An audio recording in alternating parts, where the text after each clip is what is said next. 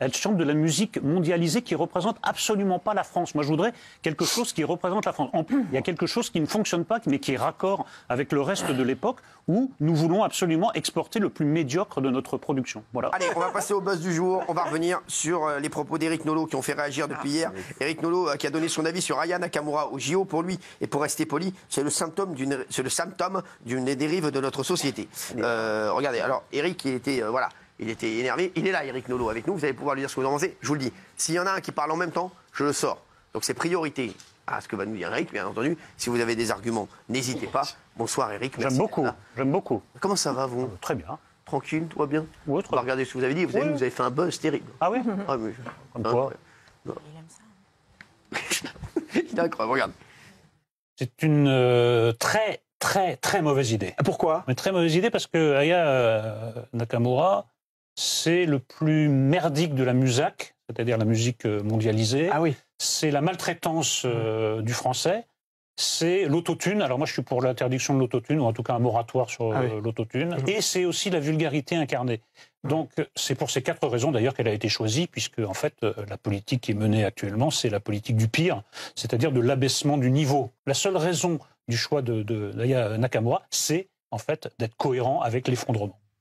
Alors, bonsoir Eric, merci d'être là. Bonsoir Cyril, bonsoir à tous. Alors, qu'on soit d'accord avec vous, par exemple, voilà, moi je vous l'ai dit Eric en off, je suis pas d'accord avec Eric. Mais c'est vrai que là, vous avez des... C'est bien qu'il le dit. J'ai dit, lui, dans le slip, c'est pas des boules de bowling. Non, mais c'est un fou. C'est un autre débat. Non, mais vous reviendrez pour ça. Non, voilà, moi, je suis pas d'accord avec vous, mais c'est vrai que j'avoue que, quand même, franchement, voilà. Vous saviez que ça allait être repris partout, ça, c'était... Non, vraiment pas du tout, ouais. Non, mais moi, je voudrais que les choses soient claires. Aya Nakamura, elle peut chanter ce qu'elle veut. Oui. On peut l'écouter, on peut l'apprécier. Je dis simplement qu'elle n'est pas qualifiée pour représenter la France dans un événement aussi considérable que la cérémonie d'ouverture des Jeux Olympiques, au moins pour 2 raisons. La réputation de la femme française à travers le monde, c'est une réputation de classe, d'élégance. Aya Nakamura et la vulgarité incarnée. Bon.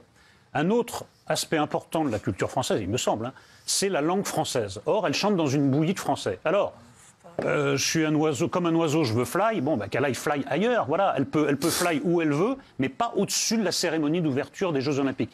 Et je pense qu'elle n'est pas représentative de la culture française, parce que cette cérémonie d'ouverture des Jeux Olympiques, ça va être une vitrine sur notre pays, sur notre culture. J'estime que cette demoiselle, qui a ses admirateurs, je les lui laisse, ils ont bien le droit, n'est pas représentative de la France. Voilà. Mais moi j'aime bien ces sons, par exemple, tout ça. Vous aimez bien ces sons, sinon, à part ça? J'aime quoi? Vous aimez bien ces sons ou pas du tout? Pas du tout, mais simplement, c'est pas ça, c'est que j'ai l'impression que le message qu'on veut envoyer depuis des années et des années, c'est la promotion de la médiocrité et la haine de l'excellence. Donc à la fin de ce processus, on prend Madame Nakamura, qui est le plus médiocre de la musique mondialisée, pour en faire un exemple. Mais c'est très cohérent. À longueur de journée, on explique aux gamins dans les écoles que n'importe quel texte d'un chanteur à la mode, ça vaut bien du Baudelaire. Tout se vaut. Eh bien non, tout ne se vaut pas. Et s'il y a une bonne occasion de le rappeler, c'est bien la cérémonie d'ouverture des Jeux Olympiques. Justement, Eric, moi je vous dirais...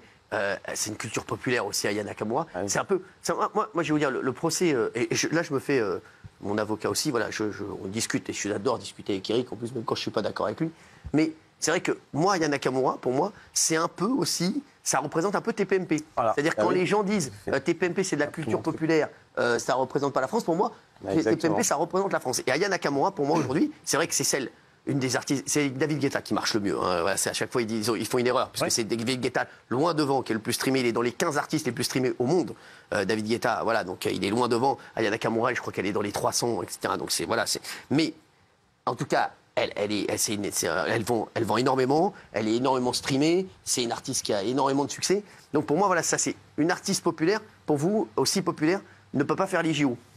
Mais populaire, c'est pas un argument de légitimité. On peut être populaire et faire des choses de qualité. La littérature populaire, c'est pas péjoratif. Alexandre Dumas est un auteur extrêmement populaire. Moi, j'estime que c'est un immense auteur. Le Comte de Monte-Cristo, c'est un des plus grands romans jamais écrits. Évidemment. Mais là, il se trouve que c'est... Pourquoi ça marche? Parce qu'elle chante de la musique mondialisée qui ne représente absolument pas la France. Moi, je voudrais quelque chose qui représente la France. En plus, on va lui demander, si j'ai bien compris, de chanter du Édith Piaf. C'est-à-dire qu'on met un signe d'égalité entre l'honneur de la chanson française, les textes d'Édith Piaf, c'est quand même autre chose, et la manière dont elle chante, c'est autre chose, et on la fait représenter par un des déshonneurs de la chanson française. Il y a quelque chose qui ne va pas. Il y a quelque chose qui ne fonctionne pas, mais qui est raccord avec le reste de l'époque où nous voulons absolument exporter le plus médiocre de notre production. Voilà. Mais...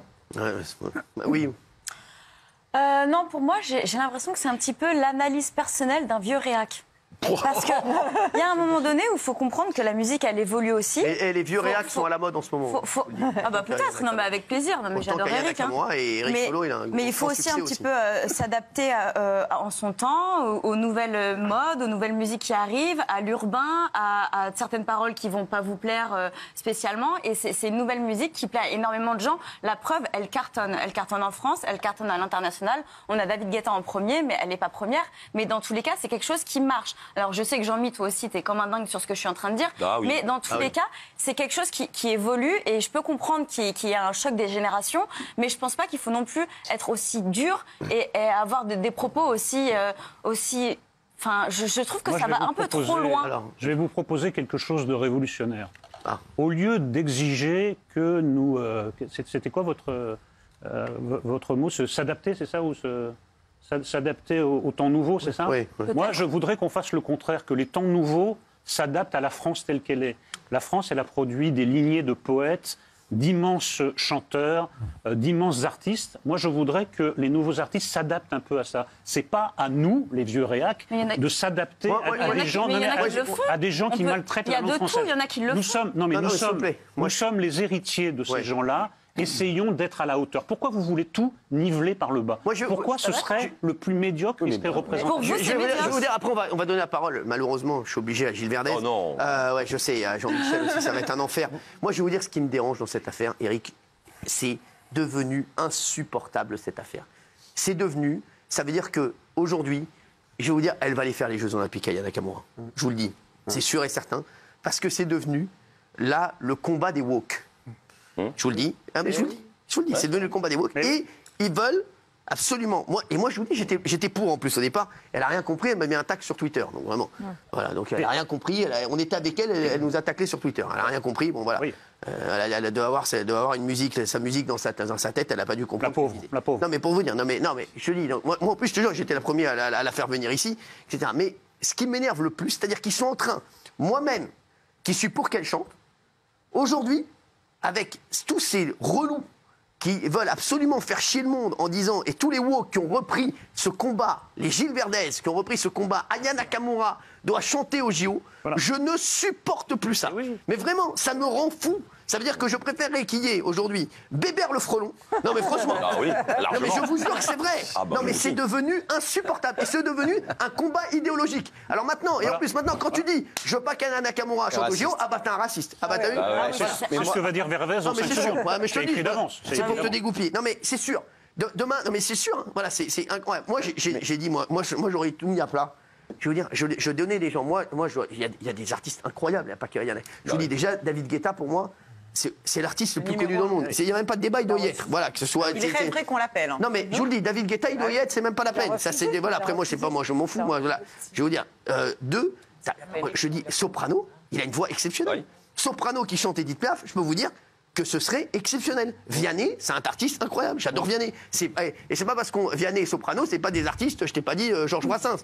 Tu vois pas. Donc voilà. Vianney, Soprano. Non mais voilà. Non mais c'est le piège qu'on a entendu à l'instant. C'est quiconque conteste est un vieux réac. Vous comprenez? Il y a quelque chose qui ne va pas.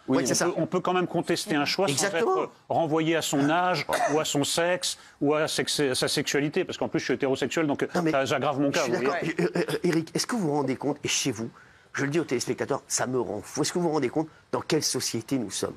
On est en train de parler d'une artiste qui va chanter ou pas aux Jeux Olympiques. Ça a fait, non mais sans rigoler, ça a fait sur les réseaux sociaux, il y a des menaces de mort, des messages incroyables parce que tu dis, je veux pas qu'Aya Nakamura. Oui, mais après, quand on écoute Eric, c'est de la haine aussi. C'est ça qui est relou. Tu sais pourquoi Eric fait ça? C'est de la haine, c'est je veux dire pourquoi Eric fait ça. À cause de woke comme ce gars-là. Je suis d'accord. Parce qu'en fait, Eric, je le connais un peu. Et tu me dis si je me trompe, Eric. Je pense que tu as fait une réaction épidermique, un peu comme moi, que tous ces gars, tous ces bien-pensants qui veulent absolument qu'Aya Nakamura chante, à un moment, je pense qu'Aya Nakamura, tu t'en fous total, en fait, Nakamura. Même Aya Nakamura, qu'elle chante ou pas, tu l'aurais même... Tu t'en foutais, à la limite. Oui, mais il y a eu tellement, je te dis, moi, c'est un peu comme toi. C'est-à-dire que tous ces bien-pensants qui veulent absolument qu'Aya Nakamura chante et que c'est aujourd'hui, ah bah tiens, on vous a bien fait chier, hein, les réacs. Hein, et qui ne connaissaient pas une chanson d'elle avant. Exactement, voilà. Ah oui, ça, oui, non, mais sans rigoler. Non, mais c'est insupportable. Ces ministres qui ne connaissent pas une chanson d'Aya Nakamura, qui vont dire à la radio, c'est incroyable, arrêtez. Non, mais moi, c'est cette hypocrisie. Moi, c'est cette hypocrisie qui me tue. Et je vais vous dire, et je le redis, j'ai été le premier à aider Aya Nakamura et à aimer ses chansons. C'est le monde que veulent les woke, c'est-à-dire un monde où le débat est interdit. Si vous osez ouvrir le débat, c'est que vous êtes ceci ou cela. C'est devenu insupportable. C'est insupportable. Je vous jure que c'est insupportable. Moi, je peux plus. Alors, on va. Non, vous avez laissé passer votre chance. Moi, je voudrais qu'on laisse pas. On est obligé. Voilà. Moi, je veux dire. Là, je vais vous dire, ça va être une souffrance pour moi. Je sais.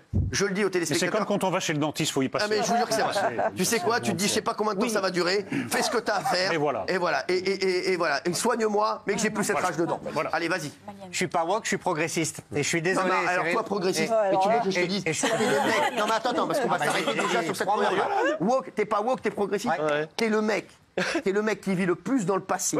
Ici, au Tonal. Et t'es le mec. Je vais te dire, tout ce que tu dis, tout ce que tu dis, ça fait partie de la France du passé. Tout ce que tu dis, ça a été des échecs incroyables pendant des années et des années. Toutes tes idées, qu'elles soient politiques, qu'elles soient sociales, toutes tes idées sont catastrophiques. Toutes tes idées ont déjà été faites 150 fois et elles nous ont envoyés dans le mur. Donc Gilles Verdel, je t'explique. Non mais tu sais comment je t'appelle chez moi à la maison.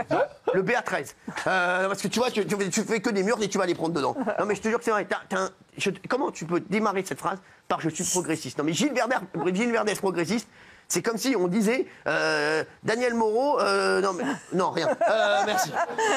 Donc là où je vous rejoins, c'est que c'est une affaire d'État. Et maintenant, on ne peut plus reculer parce que c'est, le combat contre l'antiracisme. Bah, tu veux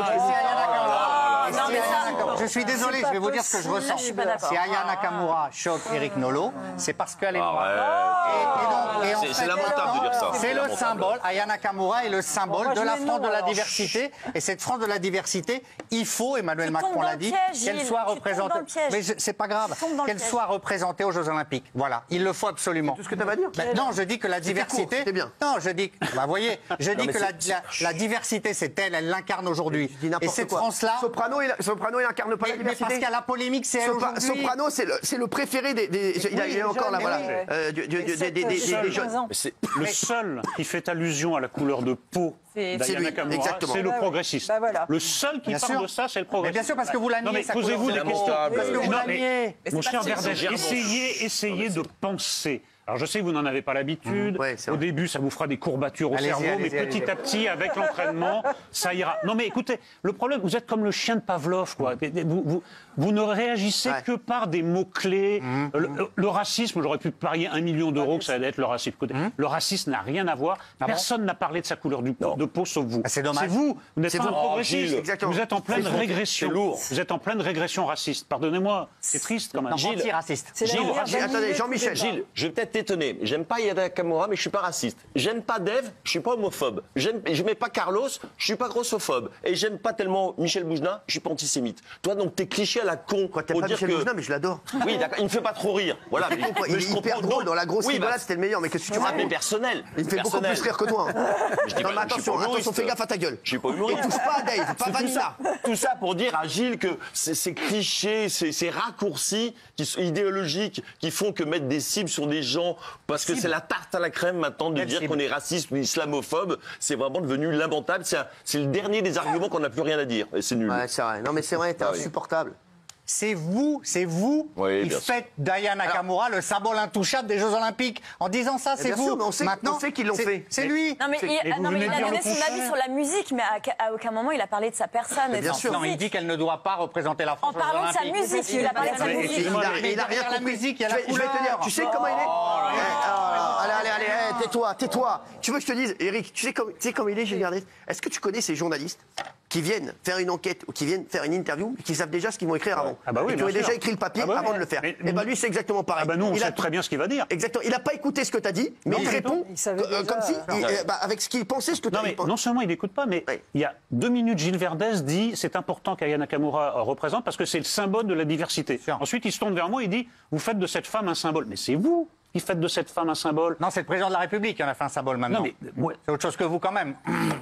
Non, mais ça n'a rien à voir. Hein. Je ne me compare pas à M. Macron. Simplement, vous dites elle doit représenter la France, au fond, parce qu'elle est noire. Je regrette, mais ce n'est pas ça le débat. Ça, c'est un raisonnement raciste. Exactement. Ça, c'est un raisonnement raciste. Je suis d'accord avec vous.